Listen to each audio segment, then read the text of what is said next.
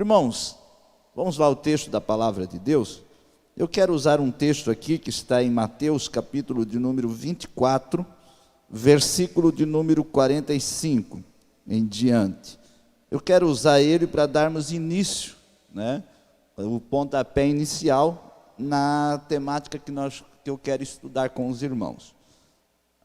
Mateus, capítulo 24, versículo 45, nós vamos ler. Quem é, pois, o servo fiel e prudente, que o Senhor constituiu sobre sua casa, para dar sustento aos seus tempos? Bem-aventurado aquele servo, quando o Senhor vier, achar servindo assim. Em verdade vos digo que porá sobre todos os seus bens. Versículo 46, vamos ler de novo. Bem-aventurado aquele servo que, quando o Senhor vier, achar servindo assim. Irmãos, não sei se o Otoniel, quem está ali no som ali, pode colocar a nossa temática do ano. A nossa temática do ano, coloca o cartaz lá da nossa temática, por gentileza. Ali, ó. A nossa temática do ano de 2023, a temática da convenção e nossa, é chamados, 1, 2, 3, chamados. E eu quero, dentro dessa perspectiva da temática, eu quero trabalhar com os irmãos um pouquinho sobre a ideia de servo. Eu quero conversar com os irmãos, e eu vou me cuidar para não pregar de muito eloquente, para perder a característica do ensino. A gente começa a pregar e começa a aquecer, daqui a pouco já está pregando aí aos gritos. Mas vamos tentar aguentar um pouco o negócio. Se esquentar, a gente dá um jeito. Mas a temática da nossa convenção, a proposta da nossa temática nesse ano, é chamados para servir.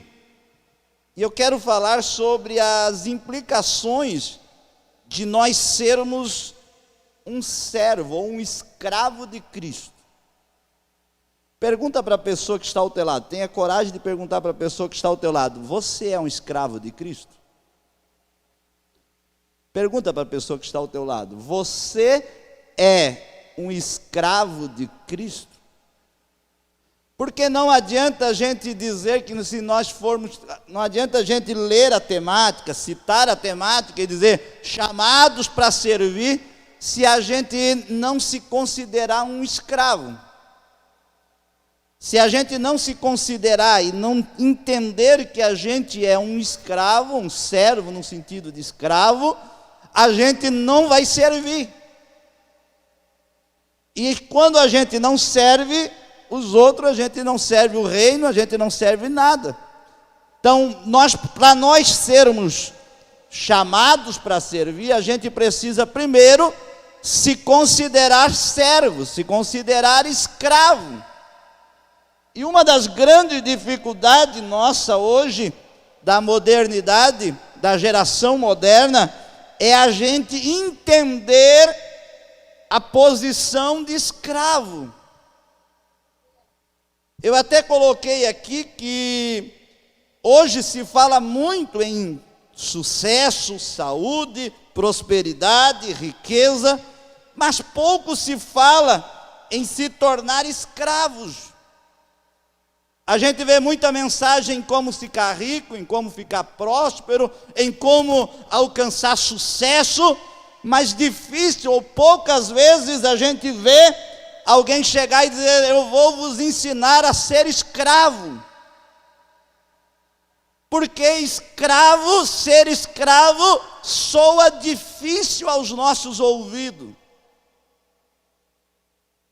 Ser escravo não é fácil. Ser escravo na nossa geração soa difícil. Por quê? Porque na nossa geração, hoje, Jesus ele se tornou uma espécie de assistente pessoal. Entenderam o que eu disse? É difícil a gente entender o que é ser escravo de Cristo, porque na geração em que nós estamos vivendo, Jesus não é considerado, para muitos, Jesus não é considerado ou tratado como Senhor. Jesus é tratado e considerado para muitas igrejas, para muita gente, como uma espécie de assistente pessoal que está à disposição nossa para satisfazer todos os nossos desejos.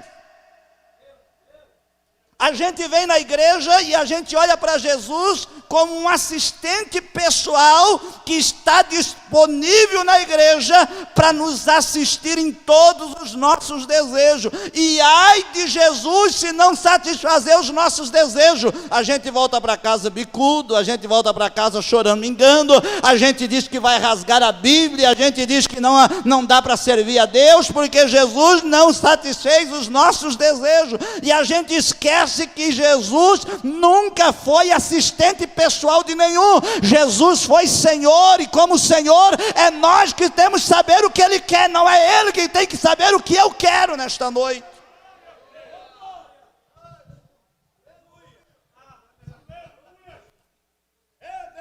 Então nós temos dificuldade de lidar com o termo escravo, porque o termo escravo soa difícil, soa ofensivo à geração moderna. A gente faz uma associação da palavra escravo com a escravidão que teve aqui nas Américas, com os escravos que vieram da África, e aí a gente faz uma associação e a gente diz, não pode ser, Jesus não estava certo em chamar nós de escravo. Eu até um dia desse eu estava conversando com alguém, e alguém disse, pastor, a escravidão na Bíblia, Paulo foi omisso a não corrigir a escravidão da Bíblia. E eu disse, meu filho, você está olhando a Bíblia com a lente moderna, mas na época de Jesus era bem diferente a noção de escravo. Para os irmãos terem uma ideia, na época de Jesus, no Novo Testamento, 35% da população romana era escravo. A escravidão na época de Jesus, do Novo Testamento, já passava de geração para geração. Havia dois tipos de modalidade de escravo em geral. Havia os escravos nascidos na casa e havia os escravos comprados. Eles compravam o escravo, o comércio de escravo era legalizado pela lei romana. Então Jesus, os discípulos, Paulo, ele conviveu com a situação de escravos. Não era como a gente vê hoje. É por isso que você vai achar na Bíblia, e as versões modernas hoje arrancaram a palavra escravo. Você não acha mais, a maioria das versões, só aquelas muito antigas, mas você não acha mais as versões usando escravo. Por quê? Porque soa pejorativamente na nossa mente. Eles associam logo a essa ideia de escravidão que veio nas Américas, que veio da África, os navios negreiros trazendo os escravos da África, mas na perspectiva bíblica, ela é bem diferente dessa perspectiva. Para os irmãos terem uma ideia, como eu já disse, a escravidão era algo que se convivia. Havia os escravos que eram nascidos na própria casa. O próprio Israel, no Antigo Testamento, ele tolerava por um período de tempo a servidão.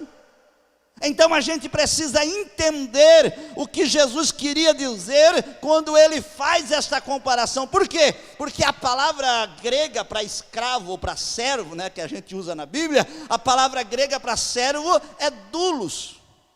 E essa palavra tem o sentido de escravo. Essa palavra tem o sentido de alguém, de um escravo que era considerado um bem adquirido de alguém, de outro senhor. Era um escravo, era alguém que estava debaixo da servidão e do domínio de outra pessoa. E é interessante a gente observar. Por quê? Porque na Bíblia Sagrada a gente foi chamado de muitos títulos. A gente foi chamado de estrangeiro, A gente foi chamado na Bíblia Sagrada de luzeiros deste mundo. A gente foi chamados de herdeiros de Deus. A gente, na Bíblia Sagrada, o cristão foi chamado de co-herdeiro de Cristo. A gente foi chamado de muitas coisas, mas um dos títulos mais significativos, um dos títulos mais falados é o título de escravo. O título mais encaixa com a nossa perspectiva é o título de escravo, que na nossa versão traduz por servo. Mas quando a gente pensa na mentalidade nossa, quando a gente troca a palavra escravo, alguém diz, não, a palavra escravo é muito ofensiva, então vamos traduzir para servo. A gente tem uma ideia de servo moderno.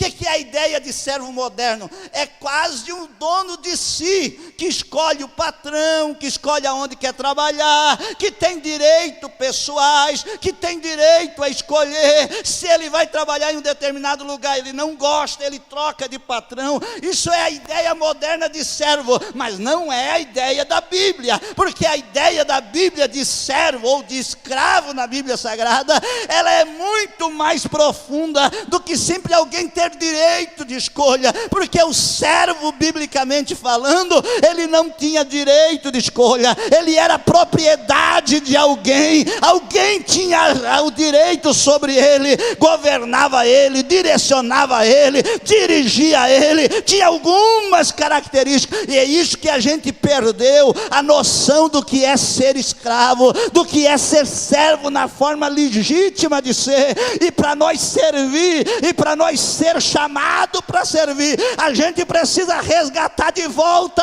dentro de nós a nossa identidade e dizer, eu sou um servo, e por ser servo de Cristo, eu estou à disposição de Jesus para fazer o que Ele quer da minha vida. Ora mandarai. Olha de novo para a pessoa que você perguntou se ele era escravo, pergunta para ele, você continua sendo escravo? Ou você já está mudando de ideia? Porque à medida que a gente vai explicando, o camarada vai mudando de ideia. Ele diz, bem, eu já não sou um escravo, já estou mais para servo, e daqui a pouco ele diz, olha, nem servo eu já sou alguém independente, eu estou querendo ser o patrão já.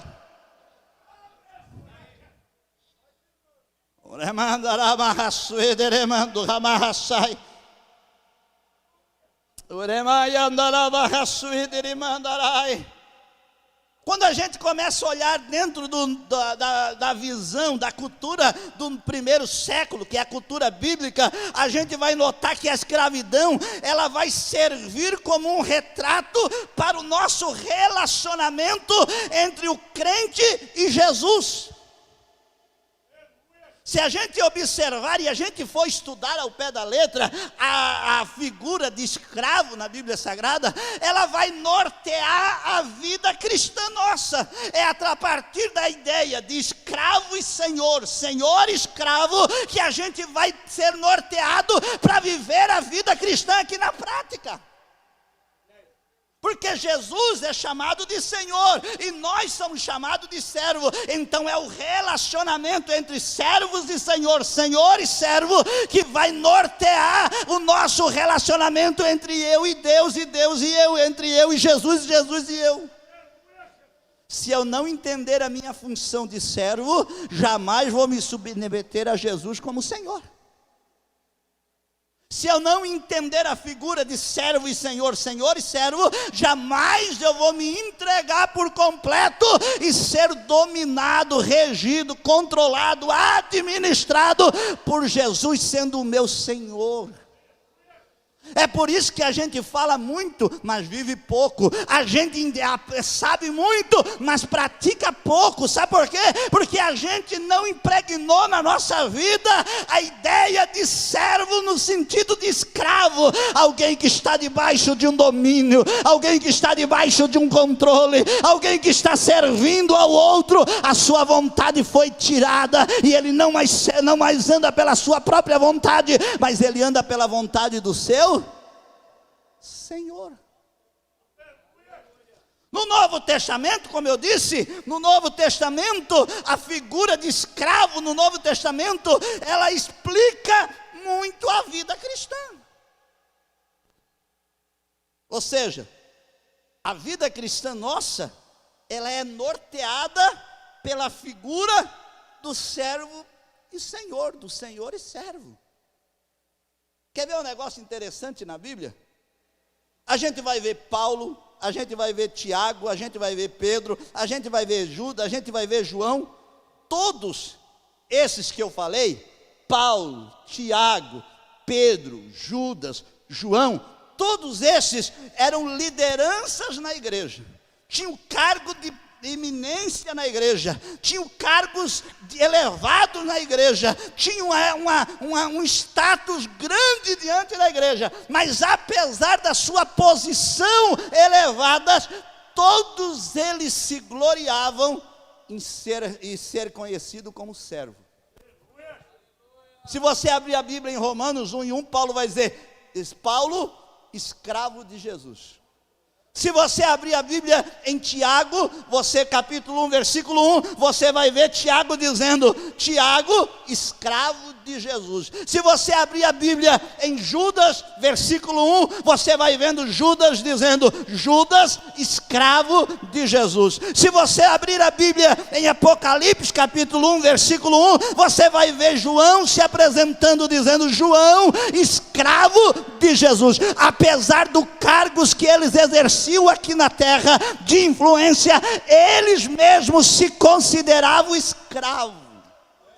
Porque na realidade, irmão, no céu nós não vamos ser chamados pelo título que temos aqui na terra. No céu nós não vamos ser chamados de pastor, de presbítero, de diácono. Nós não vamos ser chamados de dirigente de círculo de oração, nem líder de jovem, nem de apóstolo. No céu nós não vamos ser chamados por título nenhum, porque tem gente aqui embaixo que se alguém chegar para ele e não dizer o título que ele tem, ele se desvia. Eu conheci gente que a gente ia conversar com ele, cumprimentava, ô irmão, esse irmão não, pastor. Parece que o pastor vem antes do nome, se não colocar, alguém liga para ele e pergunta, quem está falando? Ele, pastor fulano de tal. Mas no céu a gente não vai ser conhecido pelo cargo, pela posição. O único título que vai ter no céu é de servo.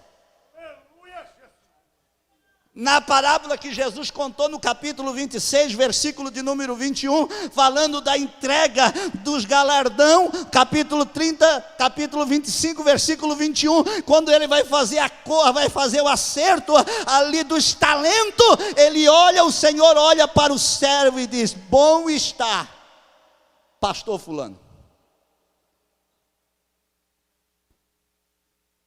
Bom está apóstolo fulano de tal. É isso que está lá? Não.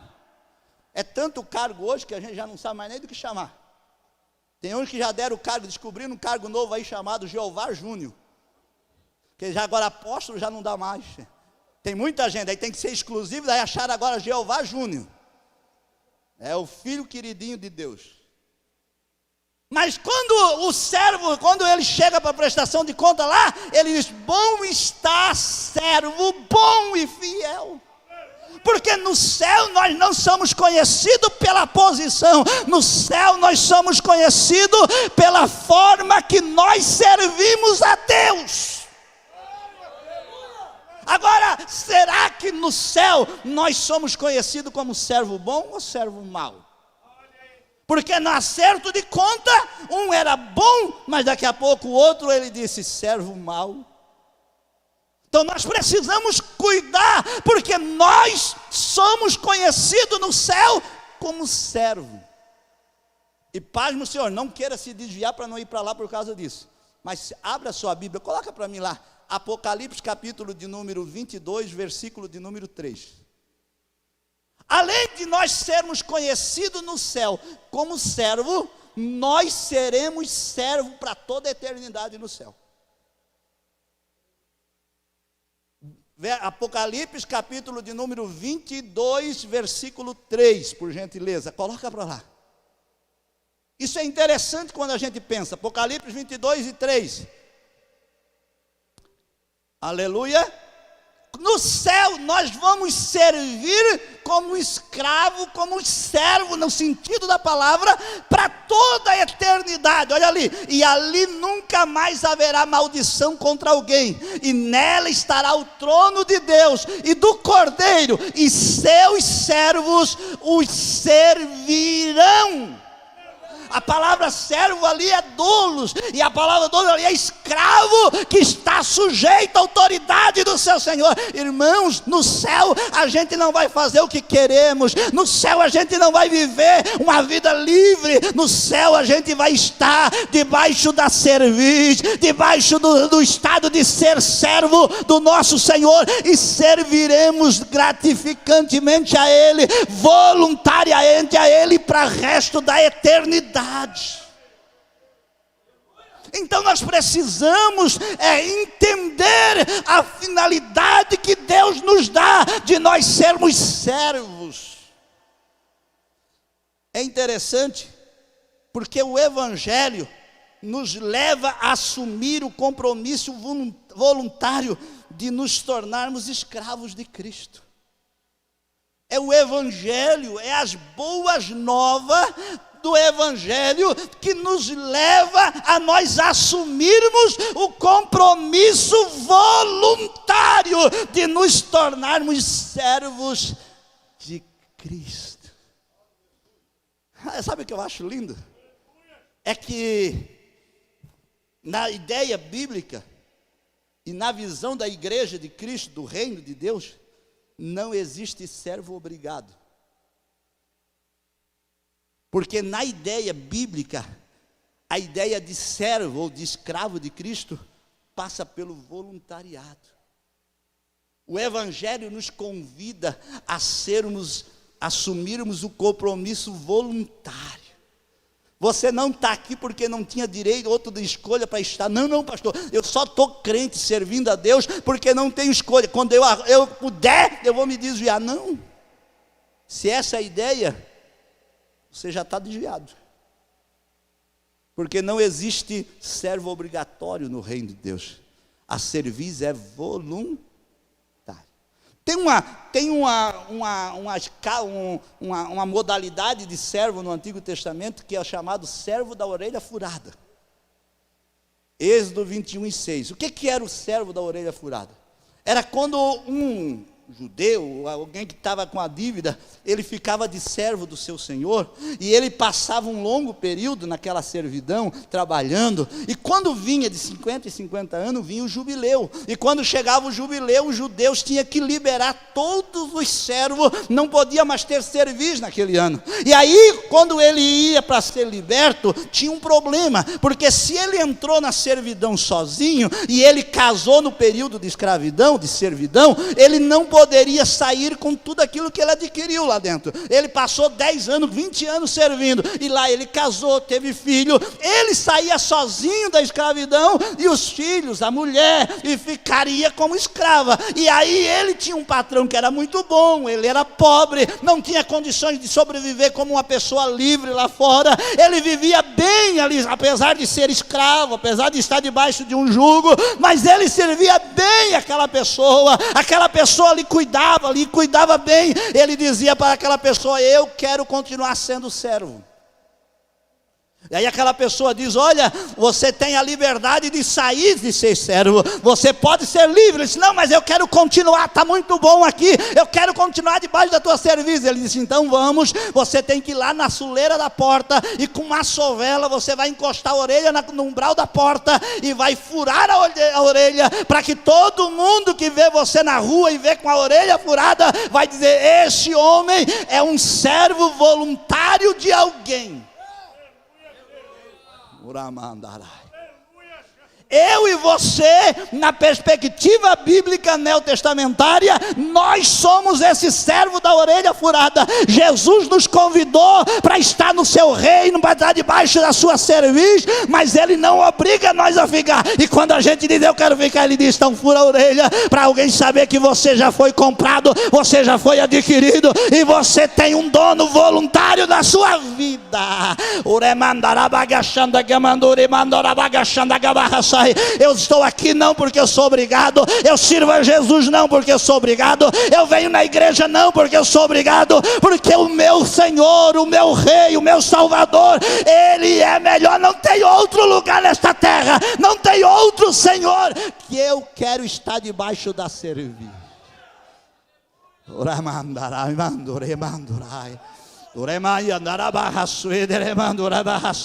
Feche os seus olhos nesta hora, e eu quero que você faça uma reflexão na sua vida nesta hora. Pergunta para você mesmo: eu sou um servo da orelha furada, eu estou servindo a Jesus e amo o meu Senhor de forma voluntária e me submetia voluntariamente a esta servidão.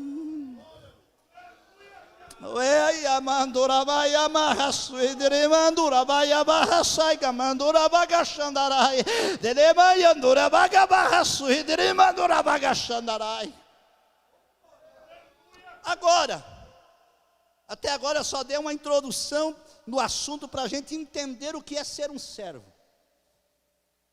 Agora, ser servo, ele vai implicar em nossa vida pelo menos 5 coisas interessantes. Ser servo de Cristo não é somente um título. Ser servo de Cristo na prática vai ter que ter na nossa mente, inculcado na nossa mente, 5 coisas, 5 propostas. Que para ser servo na íntegra, bom e fiel, tem que praticar e viver e entender isso. A primeira proposta é que, como servo de Cristo, nós precisamos entender que nós pertencemos a Ele exclusivamente. Não, você não entendeu o que eu disse. Ser servo de Cristo implica em pertencer exclusivamente a Cristo. Jesus não é mais uma opção. Jesus não é mais na nossa vida. Jesus é o único Senhor exclusivo da nossa vida. Ser servo de Cristo implica em pertencer exclusivamente a Ele. Na figura de escravidão do Novo Testamento, a lei romana considerava os escravos como propriedade sobre o controle de um dono. Ou seja, quando alguém olhava para um escravo, ele via como um objeto de um senhor.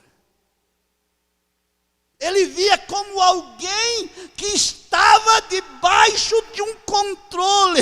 Alguém olhava para um servo no Novo Testamento e dizia: ele está aqui porque tem um senhor acima dele que deu ordem para ele estar aqui. Por quê? Porque o servo, ele está, para ser servo de verdade, ele precisa entender que ele pertence exclusivamente a alguém.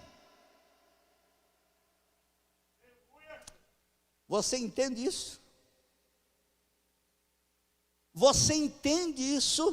Que você é do Senhor de forma exclusiva? Você e eu, como igreja, como parte do reino de Deus, como tendo Jesus como nosso Senhor, nós entendemos isso? Porque na ideia moderna, irmão, a gente era escravo e passou a ser livre.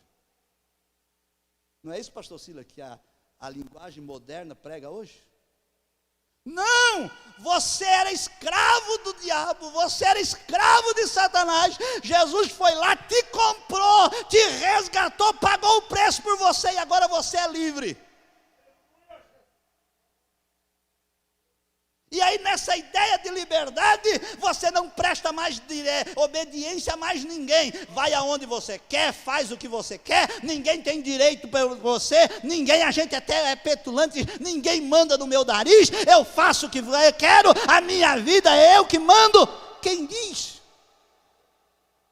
Porque na visão bíblica, neotestamentária, só existe dois senhorios: o diabo e Jesus. Ou nós estamos debaixo do domínio do diabo, ou estamos debaixo do domínio de Cristo. Mas não existe neutralidade no Novo Testamento. Não, eu não quero servir ao diabo e não quero servir a Jesus. Eu quero viver uma vida independente. Não existe esta opção no Novo Testamento. Ou você está debaixo do jugo de Satanás, ou você está debaixo do jugo de Jesus.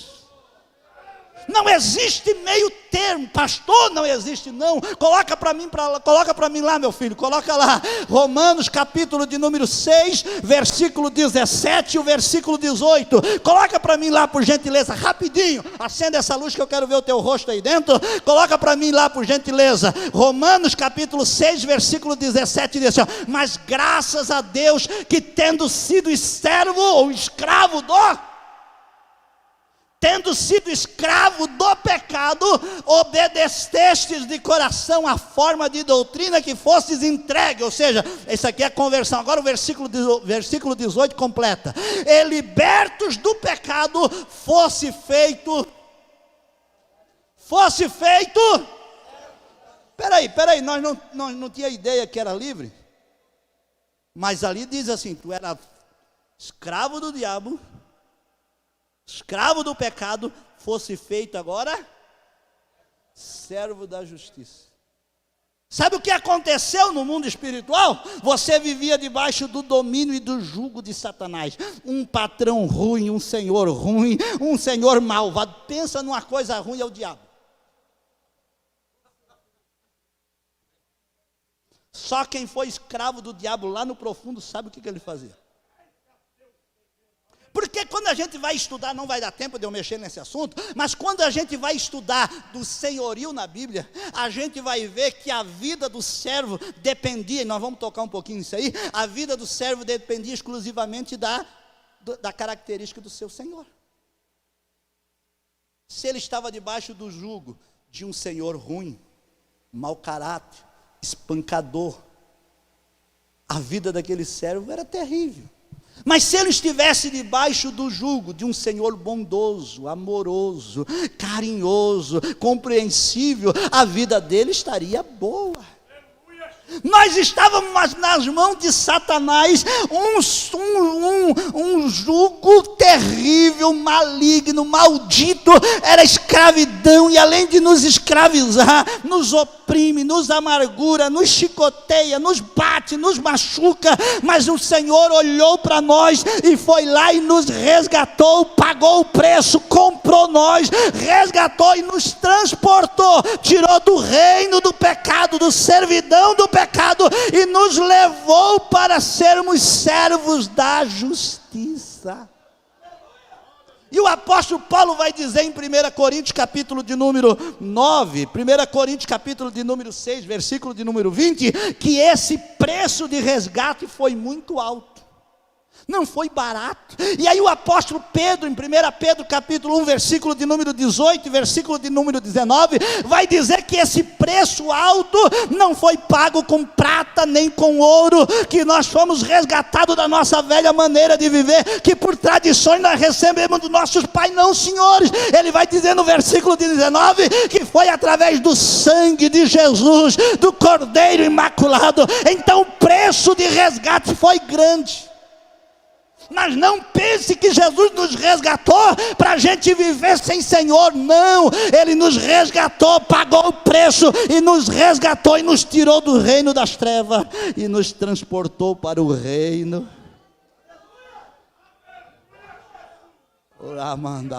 Coloca para mim lá, meu filho, Colossenses capítulo de número 1, versículo de número 13, versículo de número 14. Olha que coisa extraordinária. Se a gente entender que a gente agora faz parte e a gente tem um dono e que nós somos propriedade exclusiva deste dono. Ali, versículo 13 de Colossenses 1, versículo 13 diz, e nos tirou das potestades, ou seja, do império das trevas, e nos transportou para o reino de seu Filho, do Filho do seu amor. Orai, amando, rabarraçoe, deremando, ramarraçoe. O reino das trevas, o império das trevas, está lá com os escravos, com as almas, com os homens e mulheres, jovem, criança, escravizado. Mas Jesus pagou o preço e foi lá e resgatou. E diz: eu vou resgatar, eu vou tirar. E pega lá e tira. Versículo 14 diz: em quem temos a redenção pelo seu sangue, a saber, a remissão dos nossos.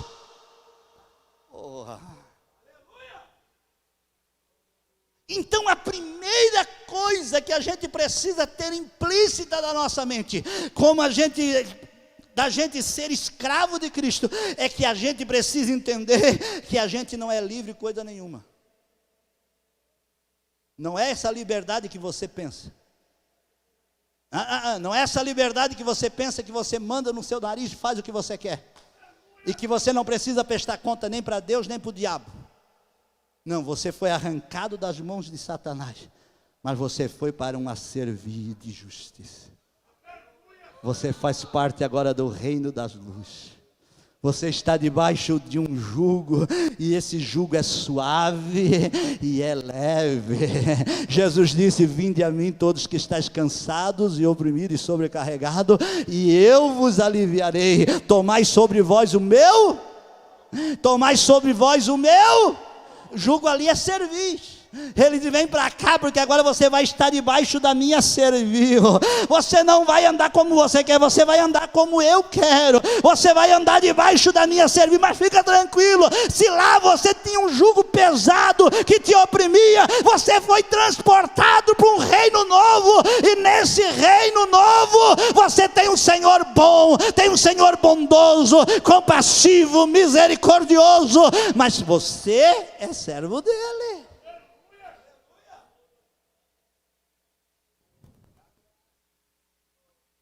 E a gente precisa entender isso.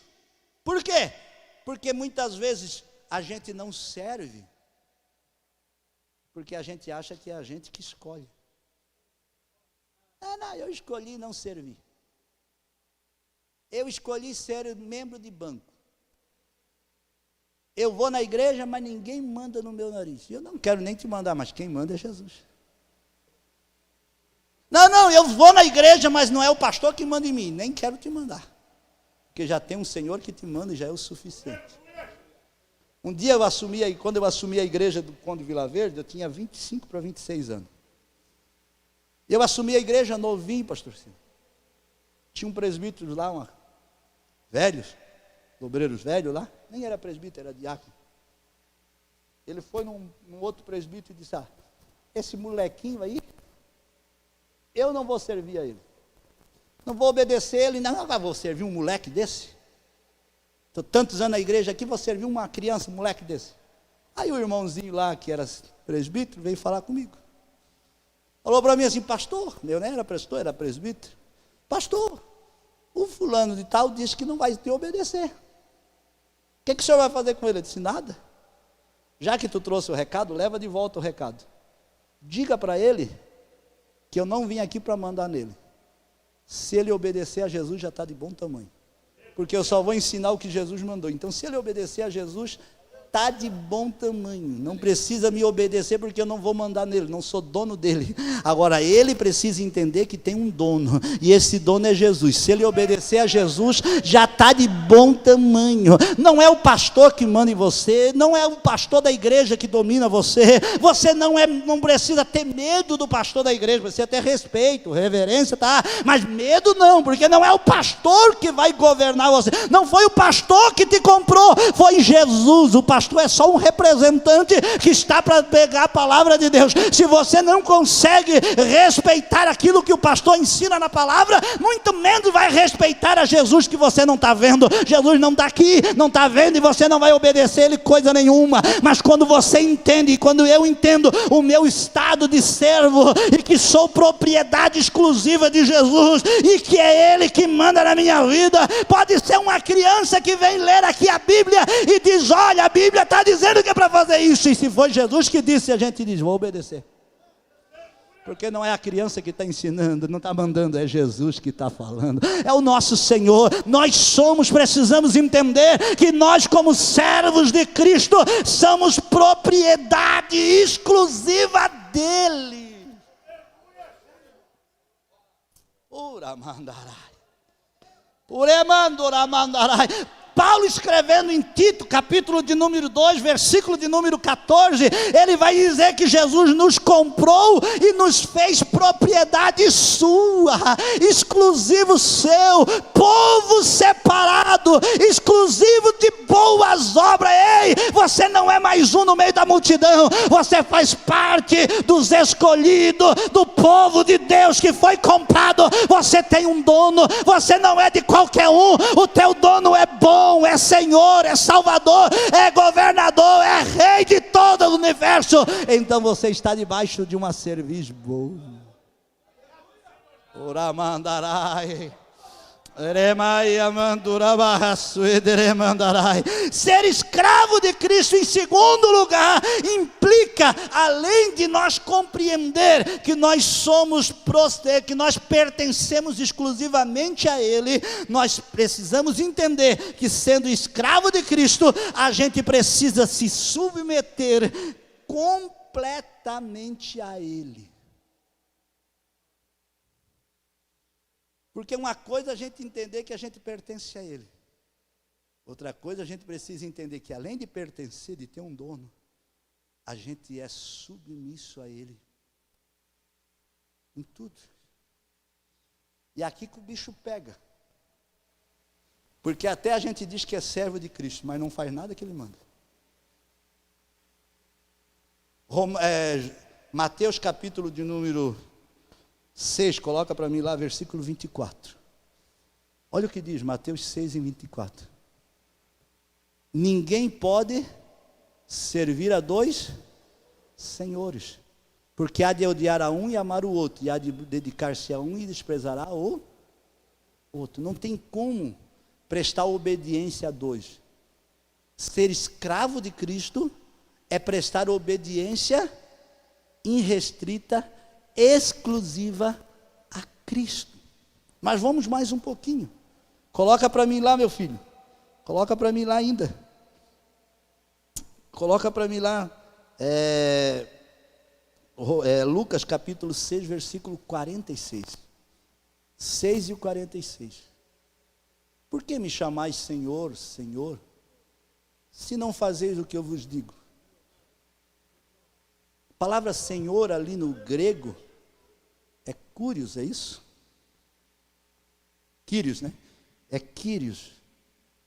Kyrios ali é Senhor, por excelência. É o dono. E aí Jesus diz assim: por que vocês me chamam de Senhor, Senhor? Se vocês não fazem o que eu mando. Se vocês não obedecem, não fazem o que eu digo. Porque ser servo de Cristo, ou ser escravo de Cristo, implica em nós nos submetermos completamente a Ele.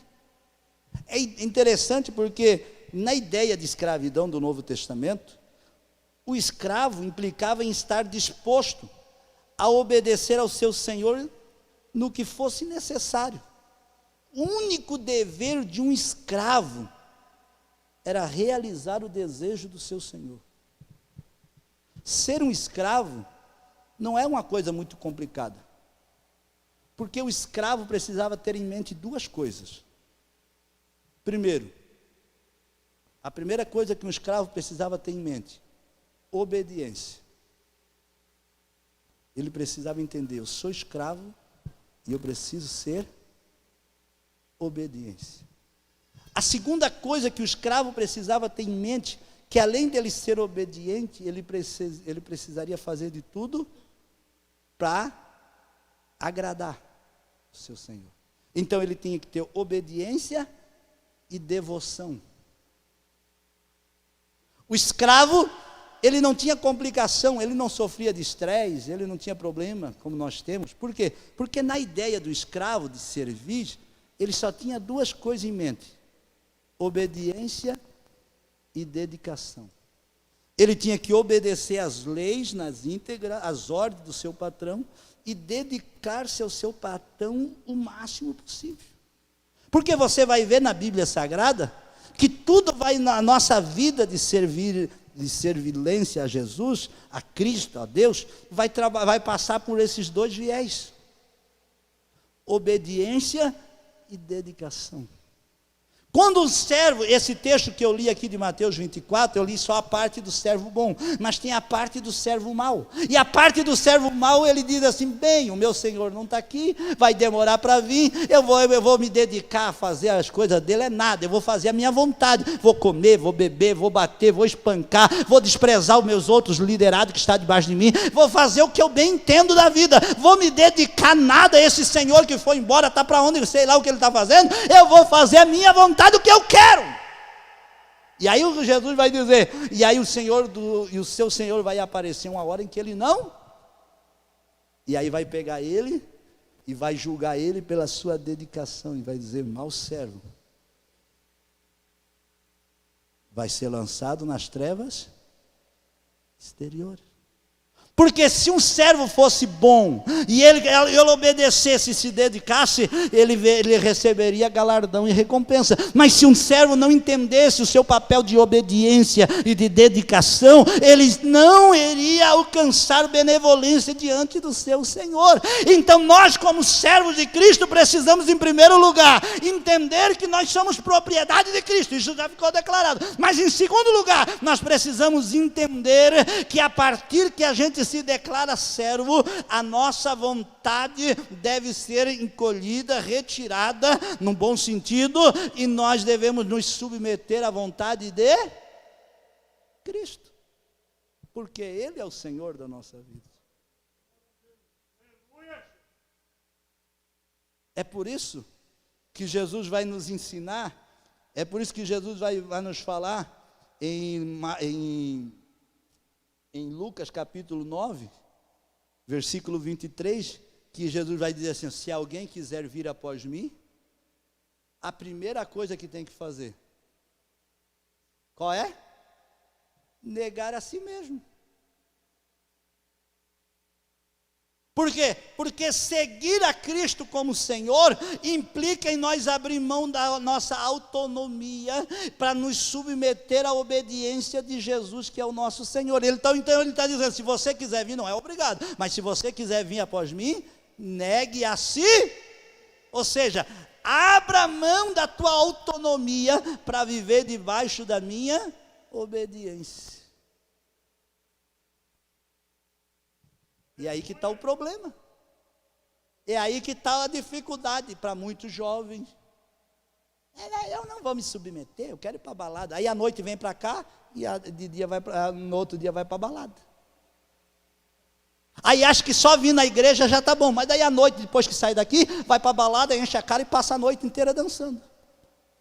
Não, porque eu tenho direito de fazer. Você não é servo, você não entendeu o que é servo de Cristo. Por quê? Porque se você é servo de Cristo, você abriu mão dos seus direitos para andar agora debaixo da obediência servil de Jesus.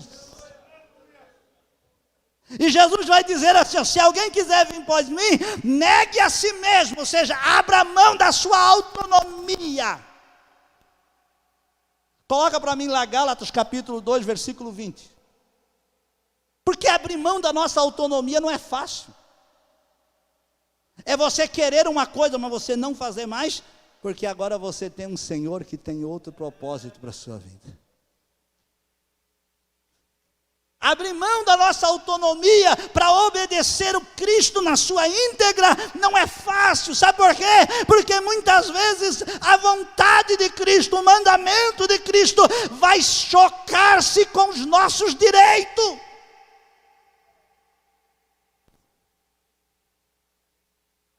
Agora lá, Gálatas capítulo 2, versículo 20 diz assim: já estou crucificado com... e vivo não mais eu, mas Cristo vive em... e a vida que vivo agora, vivo na carne, vivo pela fé do Filho de Deus, o qual me amou e se entregou a si mesmo por mim. Quer ver um negócio interessante? Jesus disse, se alguém quiser vir após mim, negue a si mesmo, abra mão da sua autonomia. Aí ele vai dizer uma segunda coisinha. O que ele diz? O que ele diz? Tome a sua cruz. A cruz é um instrumento que era usado para o suplício do pior servo. Era um instrumento de servo, de açoite, de prestação de juízo para servos, de tortura. Era usado por servos malvados, cruéis. E aí Jesus está dizendo, você quer vir após mim? Quer estar debaixo do meu jugo? Você vai ter que abrir mão da sua autonomia, vai estar disposto a morrer-se para si mesmo e nascer para mim. Porque quando ele diz ali, Paulo diz, eu já fui crucificado com Cristo, e ele diz, vivo eu, não vivo mais eu. Não é mais você, não é mais eu, não é mais a minha vontade, não é mais o querer, eu não vou mais aonde que eu quero. Por quê? Porque agora não sou mais eu, agora é Cristo que vive em mim. E quando eu vou fazer alguma coisa, a gente tem que perguntar-se para si mesmo, Cristo, tu vai? Porque Ele é o Senhor. Nós estamos debaixo da obediência dEle, e a gente vai tomar decisões, e a gente precisa dizer, Senhor, Tu queres esta decisão? É para mim fazer isso? Tu estás de acordo? Ah, pastor, mas ele não fala. Quem diz que ele não fala? Paulo disse em Romanos, capítulo de número 12, versículo de número 2, o que é que Paulo diz em Romanos? Tendo uma renovação da nossa mente, para que experimenteis qual seja a boa, agradável e perfeita vontade de Deus. Ainda que a gente está debaixo do jugo de Cristo, e agora a gente não viva mais para nós mesmos, mas a gente viva para o propósito de Cristo na nossa vida. Ele vai ter para mim, Ele vai ter para ti, Ele vai ter para a igreja, Ele vai ter para nós a boa, agradável e perfeita vontade dEle. Ainda que muitas vezes a boa e agradável e perfeita vontade dEle não seja aquilo que a gente quer que seja agradável para nós, mas é boa. Depois a gente não gosta agora, mas depois a gente vai entender que é boa. Tem coisas que eu queria que fosse lá atrás, mas não era bom da mim naquela época. E olha que eu chorei na época porque eu queria. E olha que eu resmunguei na época porque eu queria. Mas daí quando eu cheguei lá na frente, passou uns anos, pelo menos uns 10 anos. Pelo menos uns 10 anos. Aí quando eu cheguei lá, que ele disse, agora tá bom filho, agora tu vai. Quando eu cheguei e olhei para trás, eu disse, ui, como diz tu? Ui, se eu tivesse pegado naquela época, eu tinha me lascado. Sabe por quê? Porque a nossa visão é míope com relação ao futuro. O que a gente acha que é bom para nós, na nossa ótica humana, muitas vezes não é bom debaixo da obediência de Cristo. E aí Cristo disse assim, meu filho, não é para ti agora, espera porque eu vou te conduzir, mas no meu tempo, na hora certa, quando tu tiver a estrutura certa, quando chegar no tamanho certo, no tempo certo, aí aquilo vai ser bom, porque na hora que a gente quer, e ele diz não, a gente fica bravo, bicudo, chora, esperneia, igual a criança, mas o pai mais velho sabe o que é bom, então nós precisamos abrir mão da nossa vontade, da nossa autonomia, para entender que como servos de Cristo, na sua essência, nós estamos debaixo de uma obediência absoluta. Uramandarai, uremai amandarai. Posso dizer algo? Você não vai ficar bravo comigo? É bom falar, difícil é viver.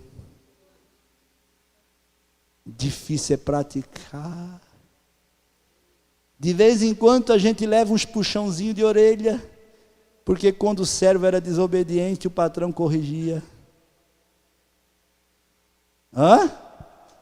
De vez em quando a gente leva umas tundas de Jeová. Leva ou não leva, irmão?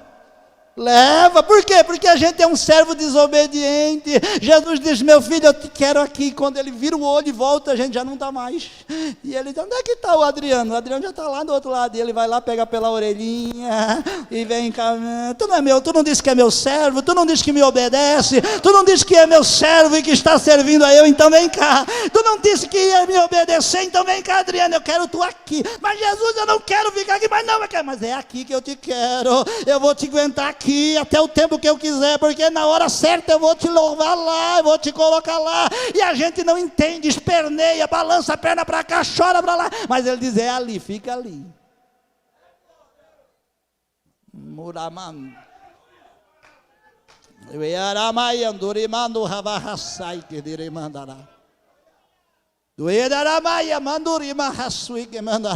Então nós precisamos entender, fica de pé comigo que já deu o horário. Nós precisamos entender que ser servo de Cristo, primeiro, significa pertencer exclusivamente a Ele. Segundo, significa se submeter completamente a Ele. Terceiro, ser servo de Cristo significa agradar unicamente a Ele. É dedicação única. Irmão, deixa eu dizer algo sério aqui. O coração de um servo só tem lugar para o seu Senhor. O coração de um servo só tem lugar para um Senhor. Não dá para servir a dois. Não dá para prestar meia obediência, meia dedicação. Eu acho tão lindo, porque Jesus vai nos dizer, e Paulo vai nos entender, vai nos fazer entender, que a nossa vida e tudo que nós fizemos, 1 Coríntios capítulo de número 10, versículo 31, Paulo vai dizer que tudo que nós fizemos na nossa vida, tem que ser feito para a glória dele. Isso é uma figura de escravidão. Porque o escravo, tudo que ele fazia não para a sua glória, fazia para a glória do seu Senhor. E Paulo vai dizer, quer comais, quer bebais, ou façais qualquer outra coisa, faça-se tudo para a glória dele. Olha que coisa simples que Paulo falou, comer e beber. Duas atitudes simples, Paulo diz, quer comais, quer, ou qualquer outra coisa que você for fazer, só faça se for dar glória para Ele, só faça se Ele for glorificado na sua vida, porque se for mesmo que for simples, e não prestar glória para Ele, não faça, mesmo que for algo irrisório aos olhos humanos, mas você está fazendo, e a glória é para Ele, faça, porque a nossa dedicação de servo deve ser exclusivamente para Ele. E é por isso que a gente não entende, porque a gente acha que a glória e o reconhecimento vem daqui de baixo, e vem aqui do altar, e a gente precisa entender que a glória não vem daqui de baixo e não vem do altar, vem. Lembra Jesus quando saiu da água de ser batizado? O que o pai disse para ele? Esse é meu filho amado em quem a minha alma me compraz, em que a minha alma tem prazer nele. Jesus era esculachado pelas autoridades, mas o pai tinha prazer no que ele fazia. Jesus foi maltratado, foi desprezado, foi açoitado e foi até morto na cruz, mas o pai olhava e dizia, esse meu filho me agrada. Porque o louvor daquele servo que se dedica não vem de baixo, vem de cima. A glória dele, o louvor é para ele. É por isso, irmão, que a gente tem gente na igreja que faz serviços que a gente fica olhando e diz, mas ele faz porque a glória não é do homem. E é por isso que tem gente na igreja, ainda hoje de manhã eu falando com os obreiros, eu disse que o nosso problema na igreja hoje é que nós só vemos 2 serviços na igreja. Sabe qual é os 2 serviços na igreja que a gente vê? Pregar e cantar. A gente acha que são só esses dois trabalhos na igreja. Ou a gente canta ou a gente prega.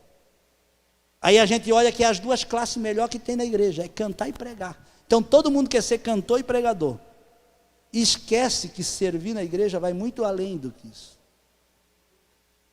Esquece que servir na igreja, que servir a Cristo, ser servo de Cristo e dedicar-se exclusivamente para Ele, vai muito além do que pregar, do que cantar.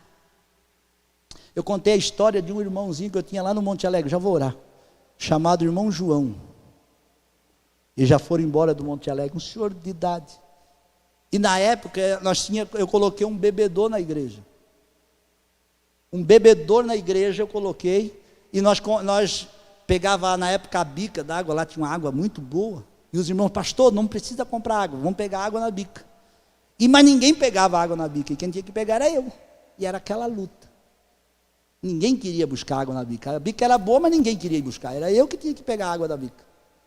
E um dia eu naquela luta, carregando água na bica, o irmão João, ele não fazia nada na igreja, aos olhos, vinha na igreja, sentava e voltava. Ele chegou para mim e disse, pastor, o senhor me permite eu cuidar da água para o senhor? Eu disse, irmão João, o senhor vai cuidar da água? Ele disse, vou, porque eu não faço nada na igreja, eu não me sinto útil na igreja em nada, mas a única contribuição que eu posso fazer é carregar a água na igreja. O senhor me deixa eu carregar a água na igreja? Eu disse, só não deixo, como já passo a chave para ti agora. E entreguei para o irmão João. E aí, quanto tempo ele ficou lá? Não sei quantos anos, ele ficou mais de 5, 6 anos que ele ficou lá, depois ele foi embora. Ele ficou carregando a água da igreja. Nunca deixou faltar água na igreja. Trazia a água certinho, terminava o culto, ele já passava lá no lugar do bebedouro, olhava, tem algum tambor de água vazia, ele pegava, botava debaixo do braço e ia embora. Ninguém dava valor para aquele serviço, mas ele era um servo dedicado a Deus. Ele estava servindo a Deus e era feliz porque estava se sentindo útil. A minha pergunta para você é, você se sente útil na casa de Deus?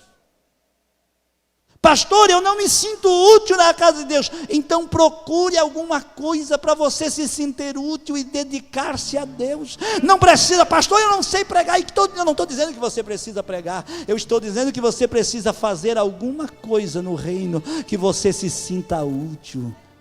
Use a tua profissão. Use o que você sabe fazer de melhor, use para fazer e se sentir útil na casa de Deus. Quem lembra de Dorcas na Bíblia? O que é que ela sentiu? Como é que ela foi conhecida? Ela era uma costureira, ela fazia roupas, vestes com a sua agulha, e ela se sentia tão útil, e ela era útil na convivência, que quando ela morreu, as mulheres ficaram chorando. Por quê? Porque ela era útil, mas era uma simples costureira com agulha na mão. Quem sabe ela nunca pregou, quem sabe ela nunca cantou, quem sabe ela nunca ficou em evidência, mas ela se destacou, porque ela se dedicou ao Senhor naquilo que ela sabia fazer. O servo faz aquilo que ele sabe fazer. Eu descobri que dentro da classe de servo tem pelo menos 4 tipos de servo. O servo da roça, o servo da cidade, que trabalhava na manutenção das ruas, havia os servos da casa, que faziam os serviçais da casa, e havia os servos administradores, que administravam a casa dos seus senhores. Todo ele era servo, mas cada um servia dentro daquilo que ele era útil. Nós não deixamos de ser servo um igual ao outro. Não é porque eu sento ali, não é porque eu estou na cadeira de vice por enquanto, que eu sou melhor do que você que senta aqui embaixo. Somos todos iguais, somos servos igual. A única coisa que diferença é que estamos em serviços diferentes, mas se dedicando e servindo ao mesmo Deus. Quem pode dar glória a Deus aqui nesta noite? Então eu estou me dedicando como pastor vice-presidente hoje, mas também o Juninho se dedica com os demais porteiros como porteiro, fica lá de pé, o nosso técnico fica aqui de pé tocando, os câmeras, deixa eu dizer algo para os câmeras aqui, não pensa porque você ganha R$300 que você é um funcionário, que você vem aqui, você não tem direito, você não é dever nenhum, você é servo de Jesus, e você está fazendo um serviço para Jesus. Se você fizer relaxadamente, Deus vai cobrar de você. Meu Deus! Não, porque eu sou câmera, então eu sou pago, não preciso ser crente. Quem diz que você não precisa ser crente? Quem diz que você pode vir aqui depois sair à noite e fazer o que você bem pode, você bem entende, seja qualquer um de nós? Não, nós somos exclusivos, e se estamos aqui somos Senhor, temos um Senhor, e você e eu estamos prestando obediência. Muitas vezes a gente nem conhece, fica escondido por detrás dos planos, mas você está servindo ao Senhor com dedicação, e é o que vai contar, é isso.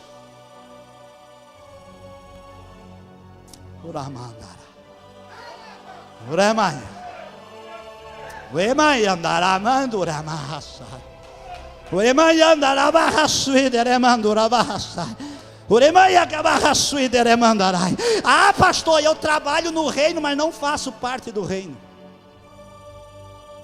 Você precisa trabalhar no reino, mas você precisa ser servo do reino.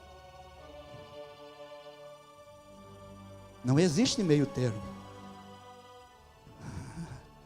A minha dedicação precisa ser exclusiva para Ele. Ah, mas eu cuido lá da portaria. Mas você é um servo que está trabalhando lá na portaria. Mas eu sou só o guarda da noite. Mas você é um servo que está trabalhando, cuidando da casa do Senhor à noite. Você precisa ser dedicado exclusivamente para Ele. A gente precisa abrir a visão de serviçal. A gente precisa abrir a visão de servo e entender que a gente não está servindo o homem, a gente está servindo a um Deus que conhece tudo e tudo vê. Se você ouviu esta palavra e essa palavra falou com você, curva o joelho onde você está. Pastor, eu quero me dedicar mais como servo. Eu quero servir a Deus na íntegra. Eu quero servir a Deus na mais profunda dedicação. Pastor, eu não tenho conseguido. Pastor, eu tenho fraquejado. É hora de a gente se render e dizer: Jesus, me ajuda. Eu quero te servir melhor. Eu quero ser um melhor pastor. Eu quero ser melhor diácono, melhor auxiliar. Eu quero ser um melhor presbítero. Eu quero ser um melhor membro. Eu quero ser um melhor câmera. Eu quero ser um melhor técnico de som. Eu quero ser um melhor músico. Eu quero ser um melhor porteiro, uma melhor acomodadora. Eu quero ser um melhor cuidador de criança. Eu quero fazer o melhor. Eu quero ajudar. Eu quero me dedicar mais. Tudo que a gente fazer, meu Deus, que venha ser para a tua glória. Querido Jesus, eu quero me render a Ti nesta noite. Eu quero me render a Ti nesta noite como servo, imperfeito, é claro. E nós somos servos, Senhor, que muitas vezes fraquejamos, mas estamos aqui nos rendendo e dizendo: Senhor, me ajuda a melhorar como servo. Me ajuda, Senhor, a crescer como servo, me dedicar mais a Ti como servo, me dedicar mais a Ti. Me ajuda nesta noite a ser melhor, a Te servir melhor, a Te dedicar a Ti melhor. Ah, Senhor, a minha vontade, a minha carne, os meus desejos, muitas vezes me levam longe de Ti, e Tu tem que ir lá me buscar e me trazer todas as vezes para o mesmo lugar. lugar, me ajuda a permanecer na tua casa, me ajudas a permanecer na tua presença, porque como servo nós precisamos te servir melhor, precisamos nos dedicar exclusivamente a ti nesta hora. Senhor, tu conta comigo, tu conta com todos, aqueles que aparecem nas câmeras, aqueles que não aparecem, aqueles que estão em evidência na igreja e aqueles que não são vistos na igreja, mas que te servem com dedicação. Gente que passa a noite orando, gente que evangeliza, gente que aconselha, gente que visita, mas ninguém sabe o nome, mas tu conhece, tu tens sustentado esses servos dedicados a ti, Senhor. Ajuda-nos a te servir cada dia mais, melhor, melhor, melhor, para a glória do teu nome. É a minha oração nesta noite, Senhor. Eu te louvo e te agradeço nesta noite. Ajuda-nos a melhorarmos como servos, ajuda-nos a melhorarmos como servos e sermos servos teus, Senhor, servos obedientes, servos dedicados, servos, Senhor, que a única exclusiva dedicação deve ser tributada a ti, Senhor, pois a ti toda a honra, toda a glória e todo louvor. Fica de pé nesta hora, fica de pé nesta hora. Se você puder e quiser dar um abraço na pessoa que está ao teu lado, seja você onde estiver, diga para ela: te dedique naquilo que Deus te colocou na mão. Diga para a pessoa que está ao teu lado, diga para ela: não importa o que tu estás fazendo, faça da melhor maneira possível, faça para agradar o Senhor, te dedique para agradar o Senhor, porque haverá recompensa. Você ouvirá lá naquele dia: servo bom e fiel.